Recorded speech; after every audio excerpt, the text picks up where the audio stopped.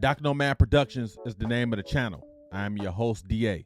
On this episode of the Nomad Cast, I'll be talking about 3 different perspectives, 3 different point of views. Here's the rundown. I'm going to talk about Deion Sanders' point of view, Jackson State, co-located with HBCU's point of view, and lastly, we'll talk about the University of Colorado's point of view. Let's go ahead and get started with the man of the hour, Deion Sanders. Now, Deion Sanders, just to give you a little backstory on him, played baseball, played football. He's from Florida, won 2 Super Bowls, one with the San Francisco 49ers, one with Dallas. Then he decided to parlay that into coaching into a HBCU, Jackson State University. Now, Deion Sanders' perspective, I don't know the man personally, of course, but I think from his point of view, from his lens, his optics, I think Jackson State was a stepping stone for him. Just like other coaches, it's a stepping stone. It's like you do all these things in life. You start from the ground floor, the ground roots. Eventually, you want to grow. You want to grow from the grass to the tree. And I think that's what Deion Sanders wanted. And I'm going to talk about some of the negative feedback he's receiving. But just to stay on this point, he had to grow. If you ever listen to Deion Sanders talk, if you ever watch his actions, this guy is personality, class personified. Yeah, I'm not saying he's perfect, but just from the view that we receive, this dude is like almost like a politician. I think he outgrew the nest. I think he outgrew the HBCU. Because my wife pointed out something, yesterday when we was talking about this. She stated HBCUs are really more for the education versus the sports. Yes, I know we have the bands and, we have all those things, the pump of college football. We bring in these cultures together, and these are our schools because we was locked out of the traditional schools. And I understand that. I get all that. But I think Deion Sanders wanted something more. And there's nothing wrong with that. A lot of people saying, well, Deion, he leaving this HBCU. He taught these young men. He's going to be a mentor, a mentee, and all that. Ladies and gentlemen, let me tell you, when men join or they enroll in a university, they are there for a couple years, 3 years, and they either go on to the NFL, they either graduate, or they drop out, or they do something. At the end of the day, you have to be loyal to yourself. You can be loyal to an organization, to a point, but you have to be loyal to yourself. Did everyone think Deion was going to stay at Jackson State for 10 to 15 years? No, I didn't even think that. I said Deion would probably stay there to 4 years, and then he's gone. Deion had to do what was best for Deion. In order for Deion to be great, he had to do something outside of something he's already doing. So now you go to the University of Colorado, predominantly white institution, but I will tell you, Colorado has been at the forefront of hiring African-American coaches. I think it's 3 straight African-American coaches they've hired. Mel Tucker, who coaches Michigan Stank. I said it. I'm a Michigan man. He coaches Michigan Stank. And Carl Durrell, who recently got fired. The team was 1-11. Isn't that attractive to a coach to go to an environment, to go to a team where the team is not doing well? Now you can go there and you can paint this picture. It's a naked board. Now you can do everything you need to do. And he's going to bring these 5-star guys into the University of Colorado. He's going to do that. He's going to bring these guys in. All these 4 and 5 stars that was at Jackson State, trust and believe they're coming to Colorado. So you can't fault Deion for that. Deion had to do what was best for Deion, but in order for Deion to be great, he had to leave. And I know I may get some pushback on this. I don't care. That's my opinion. I look at myself, for example, right? I grew up in Detroit. I knew I did not want to live in Detroit. No longer than I had to. I was working at the White Castle in Detroit. Now, am I supposed to be, this is my city, I got to stay there. I got to be loyal to Detroit. I got to be loyal to White Castle. Bump that. I got tired of living in Detroit. I got tired of working at White Castle. So what did I do? I enlisted in the Marine Corps. And eventually, they got tired of that. Honorably discharged. So what I do, I left and enlisted into the Army, ultimately retiring. My point is, you can't stay somewhere so long trying to benefit others. Now, if Deion Sanders had stayed at Jackson State, who was he really benefiting? Now, we could talk about the whole from the HBCU perspective, and I'll talk about that in the next segment. But what did they do? A lot of times, if you read some of these things that was happening, these situations, stuff was getting taken out of his locker, his jewelry, phone was getting stolen. If y'all loved him so much, why didn't y'all protect him? Other HBCU coaches, talking against him and all that. So I honestly, as a man sitting here today, I do not blame Deion Sanders for leaving and going somewhere else. I do not. Because at the end of the day, you would do the same thing. We've all done it. I just gave you a personal experience, a personal example of leaving. Because these young men are going to leave you. They're going to leave. They're going to graduate. They're going to become upstanding citizens. And now he's getting painted to be perfidious. And that's unfortunate. That is unfortunate. But you know what? That's how it is. That is par for the course. That is the world we live in. Deion Sanders, I'm telling you, I'm a Michigan man through and through. But I would tell you, I am rooting for the University of Colorado. Just because Deion Sanders is there. And I think he's going to affect change. He's going to impact. He's going to be a positive impact. I watched his press conference yesterday. This dude is awesome as a public speaker. So he had to do something different. His walk is different. His talk is different. And sometimes you just need to be re-energized. Things can get stale. We all need change. There's nothing wrong with change. Kudos to you, Deion Sanders, Coach Prime, on your new position at the University of Colorado. That's a lot of work. Your hands are going to get dirty. You gotta recruit. You gotta recruit against, you gotta go out there and recruit California. You gotta recruit Texas, Colorado, all those guys in all these different states who previously wasn't going to Colorado. Man, you see it right now on the internet. Dudes can't wait. They entering the transfer portal. They want to go to Colorado. They want to go. And I don't blame them. Go somewhere. You want to be coached by Deion Sanders, and he's going to have an incredible staff. Look what he did at Jackson State. Look at what he's done the last 3 years at Jackson State. This man can coach. He knows football. He was a freaking All-American at Florida State. Super Bowl champion. Probably one of the best cornerbacks in NFL history. If my son say, Dad, I want to go to University of Colorado to be coached by Deion. Who am I to tell you, hey, no, go to this school, go to that school. Hey, man, go where your heart desires. Because at the end of the day, you get your education, earn your degree, be an upstanding citizen, be an athlete. That's all you can ask for. So all the backlash that he's receiving, it's not right. It's not wrong. What do you expect this man to do? What did you expect Deion Sanders to do? Sometimes Deion Sanders, he's a big fish in a small pond. The fish needs to get in the river, the lake, and the ocean. Just my opinion. All right, next up, we're going to talk about the point of view from Jackson State's lenses, Jackson State's eyes. Jackson State right now probably feels like they have been sucker punched, gut punched, uppercutted, any type of boxing, fighting term you want to associate with this situation. They probably feel some way. But I read something interesting on one of the message boards last night. And this gentleman, I don't have his name. I wish I had wrote it down to give him proper credit. He stated, if Jackson State wanted Deion Sanders to stay there, why didn't they protect him? Why didn't they pay him? Where was Jackson State security when they broke into the locker and stole Deion Sanders' radio, his phone, his wallet, and all that? Where was the security at?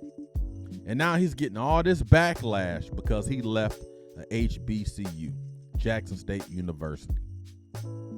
At the end of the day, if someone leaves an organization for more money, for more power, to be more prominent, you have to ask yourself, what led that person to that decision? Because again, these schools, they don't make as much money as some of your, Power 5, your upper tier colleges. We understand that. However, what did you put in place to secure Deion Sanders to continue to coach there? Because a lot of times he went there, they was other coaches in the HBCUs was talking about him. Oh, he's too flamboyant. He's bringing too much attention. This man went to Jackson State University. They didn't even have names on the back of the jerseys. And he paid for a lot of this stuff out of his own pocket. He had a deal with Under Armour. Under Armour outfitted the Jackson State University team. All athletics, basketball, football, all that. He did that. He played he played a role in that, a critical role in that. The facilities are not up to date. Whatever you want to use, I'm not bashing, because there's other issues at major universities. But my thing is, supposedly they didn't want to give him a contract extension. This man has brought light to your university. This man has brought light, shine, prominence to all of the Southwestern Athletic Conference, the SWAC. He did that. But now y'all kicked him out the door, calling him a traitor. Benedict Arnold, you promised all these kids. And I said that in the other segment. These kids are going to do what kids are going to do. Some of them are going to follow him to Colorado, and some of them are going to either transfer to other schools or stay there or drop out or whatever. So from Jackson State's point of view, what did you do to secure Deion's future? What conversations did you have with him? He asked, I remember watching this episode, he was asking, why isn't our football fields manicured? Why aren't we doing so many things to attract young black men, women to these HBCUs? Because they're getting all this other stuff at these other colleges. Why don't we have the infrastructure in place to secure a healthy financial future? Where's this money going? So you can blame Deion for leaving. I blame athletic directors. I blame the school presidents. I blame the Southwestern Athletic Conference commissioner, because the money is there. Don't tell me it's not. The money is there. How are we utilizing this money? How are we allocating this money to ensure that another Deion Sanders doesn't leave for greener pastures? Now, it's just not an HBCU problem. It happens in other small colleges where the coach a certain team, and all of a sudden, one of the upper tier colleges snatches them up. There's a reason why, because you want to leave. You want to do something greater than yourself. I think he's done everything he could have done at Jackson State University. He has put HBCUs on the map. Now, I just want to make sure. I'm not trying to be a Deion Sanders proponent. Hey, this guy, is all about Deion Sanders. What I'm saying is, from what I've seen, watched him as a player, playing baseball, football, just watch him talking and everything. I think this dude is legit. I think this dude is a stand-up dude, because you can find the fakes. But what did the Jackson State University administration do to facilitate him staying there? What did they do? What conversations did they have? Did we upgrade the facilities? Did we do all those things? So I'm not bashing Jackson State. I'm not bashing HBCUs. Lord knows I'm not. But at some point, there's an influx of money. How are we allocating this money? We talked, he even talked about how some of the classrooms was dilapidated. What are we doing? If we're there to house students, to give them food, clothing, and shelter, and education, why does it take an NFL player to come in and say, hey, something ain't right? What's wrong with our books? Why is our classrooms looking like this? Why is these teachers underpaid? Why is all this going on? It's a sad situation. So Jackson State, you probably feel some type of way right now. But I will tell you, Deion Sanders has brought light to the HBCUs of the world. He has. And don't ever say, if you have a chance to go somewhere else, if you're not happy where you are currently, don't tell me you're not going to leave. We've all done it. Don't tell me you're not going to leave just for the sake of being loyal to that organization, to that school. You find something better and it fits everything that you want in life. Your quality of life improves. Your finances improve. Your living conditions improve. You don't have to beg for certain elementary things. You don't think you will leave? So if I'm the administrator at Jackson State, I'm really taking a hard look at, why did he leave here? What could we have done to make him stay? He probably couldn't have, because I think he was going to leave regardless. But now let's really peel this onion back and look at our institution. Yes, we want to educate. We understand that. That's first and foremost. But you need those athletics. Colleges thrive on athletics. It's two sports at colleges that generate resources: football and basketball. Those are your two revenue generating sports. You improve the football facilities, you improve basketball, the university will be improved. That's my point of view from Jackson State. Got to take a hard look. We got to look at ourselves. Last one I want to talk about is Colorado's point of view. Colorado University, Boulder, Colorado. Now, if you're looking at Colorado right now, a lot of people say, oh, man, he shouldn't went there. They grabbed Deion, they took him away. Colorado was not in the best position as it relates to football. I already talked about it in a couple segments ago.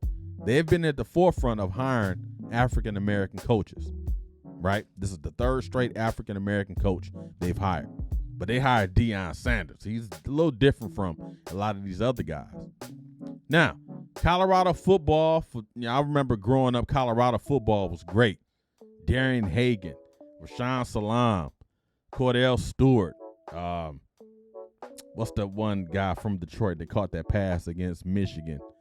He's from Detroit. He went to Central High School. I cannot think of his name. His first name was Michael. But anyway, Colorado used to be one of the top tier football programs back in the 90s, even the 2000s. Colorado was tight. Now, a few years later, last few seasons, they've been trash. They finished this last year 1-11. So Colorado needed to make a splash.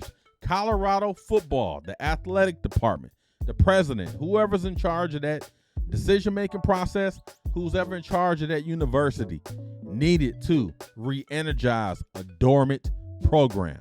Let me say that again. Colorado University, University of Colorado, hiring Deion Sanders, identified the need to re-energize a dormant football program. Now you got Coach Deion Sanders right there. When he toured the facilities the other day, you get a chance to go on YouTube, watch that video. The way he looked, he was in awe. He didn't say much. He had his sons with him, he had his fiance with him, his daughter was with him, some of the select staff. And they all just kind of looked around like, wow. I mean, anything from the weight training center, the coach's office, the football field, all the facilities that's associated with Colorado football, even the basketball. He was out there shooting hoops as well. This man is like, this is what I wanted at an HBCU.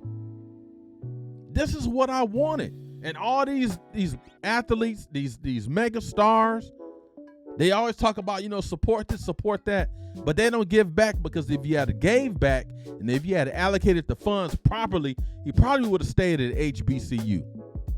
But I already talked about that. He looked around these facilities and was like, wow, this is what I'm accustomed to. And he's there. Now, when he had his press conference and he talked to the team, a lot of those guys that were sitting in the seats, and you can watch the video on YouTube, a lot of those guys know I ain't going to be around, because he talked about bringing some dogs in. He's going to have some of the A-list college football players. He's going to hit the transfer portal hard. That is what Colorado needed, because even Deion Sanders said it. You guys were 1-11 last year. You will not come out this year playing in front of the administration, playing in front of the fans, playing in front of your family with the same mediocre attitude. The team was mediocre. The team was trash. You were 1-11. Now, I'm not saying this guy's going to flip this switch in 1 year. It takes a lot. You got to get an influx of talent, all the lack of talent that they currently have. Hey, y'all transfer, y'all graduate, go get a summer job, do whatever you need to do. Colorado made the perfect hire. You're in the Pac-12. UCLA and USC is leaving in a couple years. You can run this thing.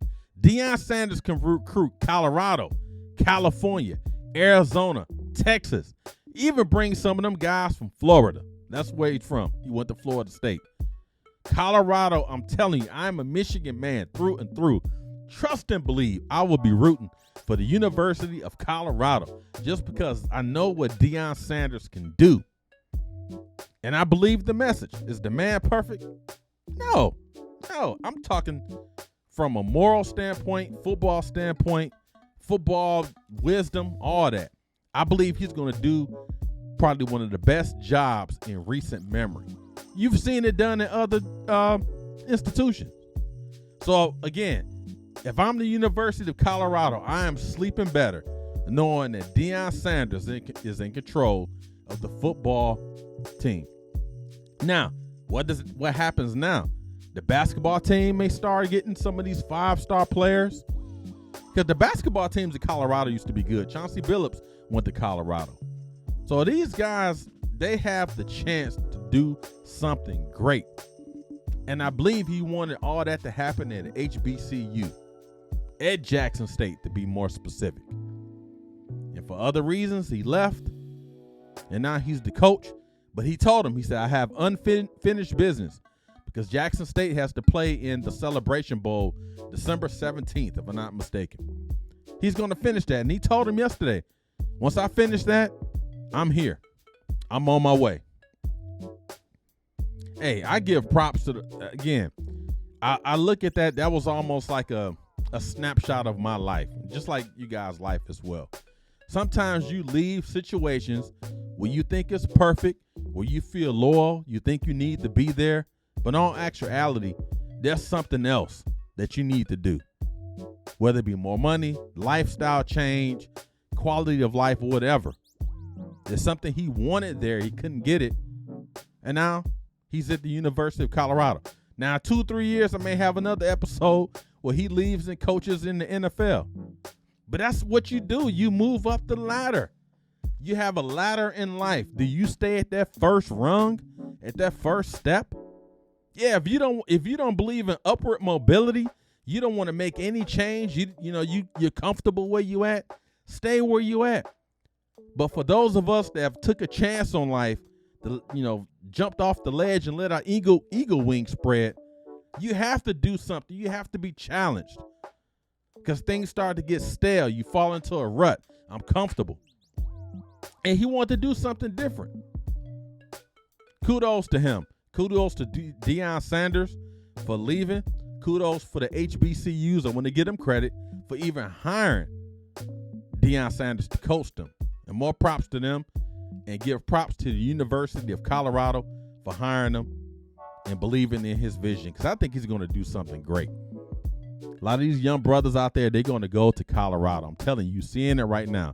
Teams are going to transfer teams. Players are transferring from teams as we speak. That transfer portal, if I'm not mistaken, it opens up today.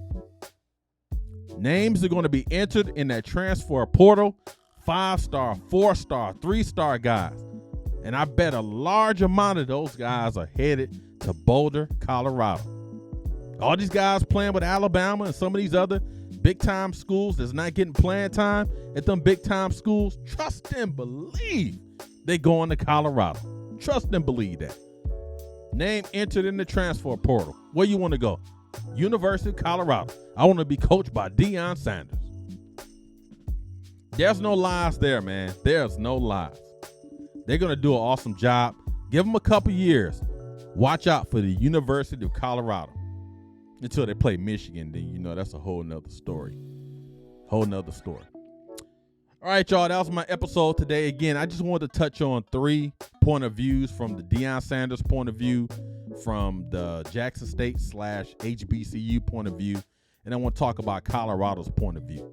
Definitely had fun with this. It's an emotional topic because, you know, we try to look at people that we, you know, look at in life as these mega stars and all that.